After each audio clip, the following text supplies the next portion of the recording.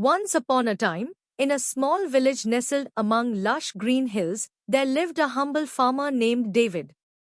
David was known throughout the village for his hard work, honesty, and kindness. Despite facing numerous challenges in life, he always remained grateful for what he had and never complained.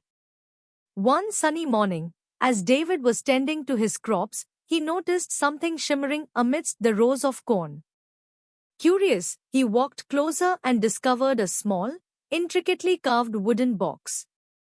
With trembling hands, he opened it to find a beautiful golden key nestled inside.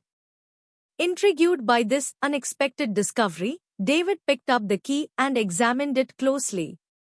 There was an inscription on the key that read, "The gift of God." David couldn't believe his luck.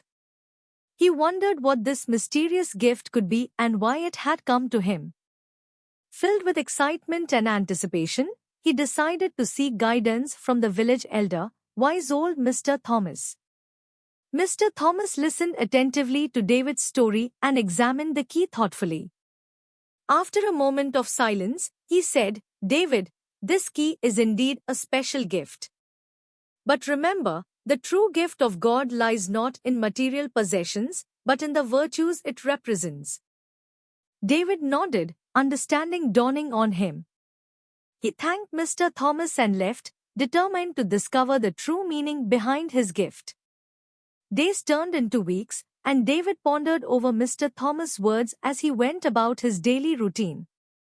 He made a conscious effort to practice patience, kindness, compassion, and gratitude in everything he did. One day, while David was walking through the village market, he noticed an elderly woman struggling to carry her heavy basket of groceries. Without hesitation, David rushed to her aid and offered to help her carry the load to her home. Grateful for his assistance, the old woman thanked David profusely and insisted on inviting him in for tea. As they sat together, she shared stories of her life, her joys, and her sorrows. Moved by her kindness and wisdom, David realized that true wealth lay not in possessions, but in the connections we forge with others and the love we share.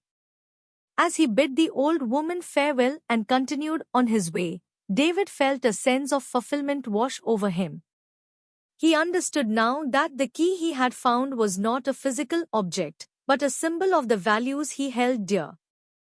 With newfound purpose, David dedicated himself to helping others in any way he could. He volunteered at the village school, teaching children to read and write. He assisted his neighbors with their chores and offered a listening ear to those in need. Word of David's selfless deeds spread throughout the village, and soon he became known as the embodiment of the gift of God. But for David, the greatest reward was not the praise or recognition, but the joy he found in making a positive difference in the lives of others. Years passed, and David grew old, but his spirit remained as vibrant as ever. On his deathbed, surrounded by loved ones, he reflected on his life with a heart full of gratitude.